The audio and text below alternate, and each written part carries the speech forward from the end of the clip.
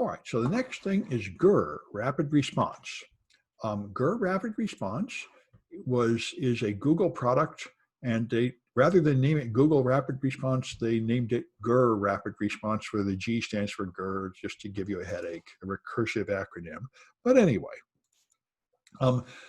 what's going on here is you want to do something when you have a security problem. So you decide, an attacker is attacking us, they are going to this domain, I need to push out a new firewall rule everywhere, or run some kind of tool on every machine to find out if they have certain registry keys, and then push out some kind of script to run on every machine to respond to that. So the point of this is you have a central point of administration to do all that. But that means you have a central server, your GRR server has root access to all your machines. So it's a high value target. So you have to really protect it. So I'm mentioning what I'm going to do here in this project is you install a GRR server on just one machine, and it's only protected by HTTP basic authentication. And in the real world, that is not enough security at all. It ought to be concealed behind a proxy and such. So I just mentioned this warning. What you're doing here is just a learning process of seeing how it works, but a real installation would have to be much more sophisticated and secure. And by the way, the same thing is true of Splunk. You don't just run Splunk on one server. You have a whole bunch of servers working together to handle all the data, and a whole series of accounts with different levels so that your security team that is monitoring it do not have administrative power over Splunk and such. So in case yesterday some people were confused and thought I was from the NSA and I'm really advanced, and I just want to mention I'm only doing introductory level training. This just gets you started. In real corporate networks, you have to do a bunch more advanced, careful things beyond what these projects show you. Anyway, so you install GRR. GRR is open source, so you can just install it on the server with Linux commands, the usual way, put on MySQL server, and you create a database. As you usually do, create a user, give it a password, and so on. Then you install Google Server from just a Google Debian file, which is pre-compiled software that will go right on a Debian-based system. And now you're ready. And just like Splunk, it just starts a web server. This is what a lot of people do. They don't want to bother writing graphics, so they just have a web-based control panel. So it's listening on port 8000. And if you forget your password, there's a command to reset it. You have to log in just like Splunk. And now you have a central management page. But unlike Splunk, where you were just looking at log entries harvested from all the machines, now you are controlling machines. Now, at first, it doesn't have any clients. So it is just a server, but it can't do anything until you have clients.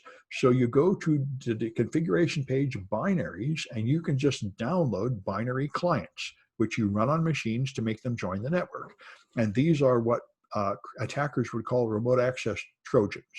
In this case, they're authorized, presumably, but you run these files on the client, and now that client will place itself under remote control of the server, so you can run commands on the client. So you can get Linux, Windows, and other OS 10 clients for all, and these clients contain the addresses and everything for the server, so you don't have to configure them. The server makes a customized file you run on the client. So the first thing you can do is take your own Debian server and make it a client. So you just run this file on the client, download it and put it on there. Then you can download the Windows stuff and put it on a Windows client. And when you're done, you will now have two clients. This one's an Ubuntu client, and this one's a Windows client. So you can click on it and interrogate it, and that will send a query to it. By default, it will automatically run a certain script, something like every 10 minutes on the clients to update information about the client. But you can also click the interrogate button to query right away. I want information about the client. So now you get information about your Windows client, like its name and all kinds of other information. So that's a start. Now there's a thing called the virtual file system, which I think runs based on OS query. But anyway, you got this virtual file system on the client. You choose a client, browse the virtual file system. You've now got an OS folder, and in there is C. So you can tell this is not a Windows system file path.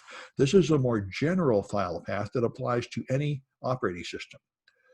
starting with the file system, then the operating system, and in here are the Windows folders like C, where you're going to find things like C Windows System and C Prefetch and all that. And then you have the registry just right here, and the temporary folders just right here, because those are objects of great interest.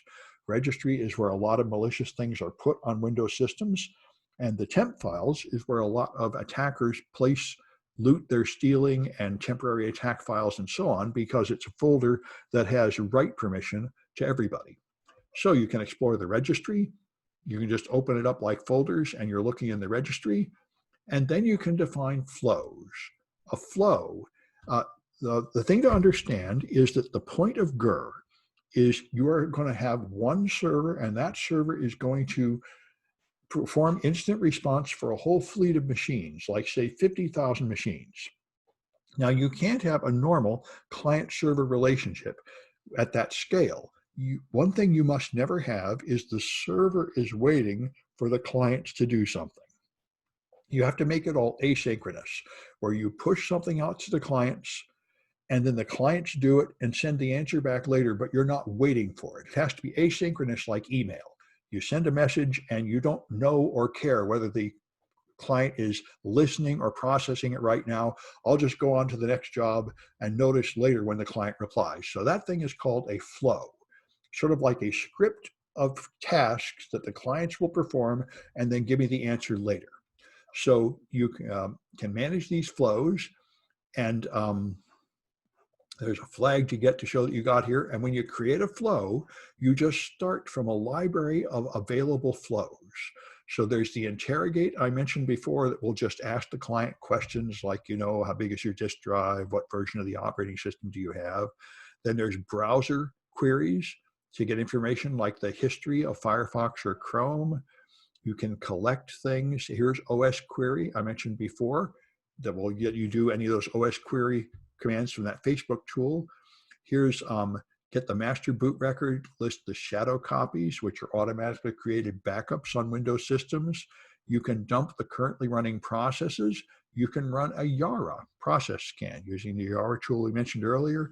You can get network statistics, collect binaries, query the registry. You can do almost anything you want. You can start from one of these prepackaged flows, and then you can customize it in a little menu here, right in a GUI, and define what you want to do. So here you dump process memory from, say, Notepad. So if anybody is running Notepad, it'll show me what they have in Notepad. Not that that's a very important thing, but it's just something to do to get started. And you'll then get a bunch of information, quite a lot of data, surprisingly, for Notepad. All right, and then you can make a hunt. So a flow is something you run on just one machine to prepare it, and a hunt is when you then push this out to all the machines, hunting for which machines have these indicators of compromise that you're looking for. So you create an artifact. So you go to some page of mine that will create a persistent connection to my server. All this does is connect to one of my servers and refresh every few seconds. So there is a constant network connection there. And now you can do the same thing on a Linux server with just a netcat command. That'll stay open for a really long time. And so now there's a persistent connection to a server, and that is one artifact to look for. So you can create a hunt, which downloads netstat, and then looks for a connection to that server. Now what it does is it actually downloads, this is kind of a misnomer. When I wrote this, I realized it doesn't actually look for just that connection. Instead, it harvests the entire connection table from every machine, and you search through it later. That's how I did it. I didn't find a way to restrict it to just that connection during collection time, but you are able to get it. It will then download all the data, and there is a way to filter it here for the IP address of that server. So you can see which connections went to that server, and therefore you know which machines are connecting to it, and this could be used to detect a connection to a command and control server, to find out who's using BitTorrent to download stuff at work, or who's connecting to a game or to a porn site or something. You could answer a variety of interesting questions with this. And so GRR is one of the tools to know about. I'm going to stop this one.